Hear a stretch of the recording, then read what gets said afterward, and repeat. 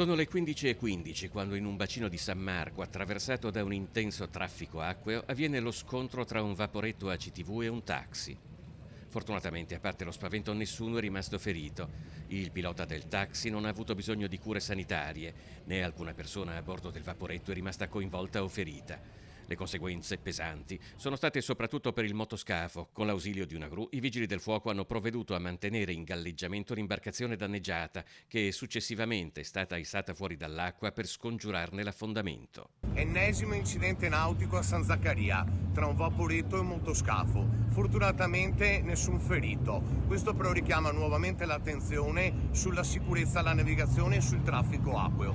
Traffico acqueo su cui assolutamente bisogna mettere mano. Ci sono pontili troppo vicini.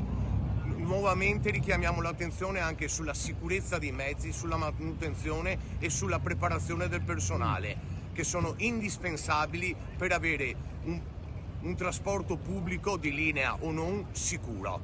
Sul luogo dell'incidente sono intervenute anche la Capitaneria di Porto e le forze dell'ordine. Al di là del singolo caso, da tempo categorie e sindacati segnalano un intensificarsi del traffico acqueo a Venezia che necessiterebbe di una regolamentazione. L'arrivo dei barcavelox, ad esempio, ha risolto, dove applicato, i problemi di velocità e motondoso. Oggi più che mai risulta importante un vero proprio tavolo istituzionale dove ci siano presenti tutte le categorie che operano in laguna, ma di tutta la città metropolitana di Venezia, perché ricordo che la laguna è molto varia e molto vasta.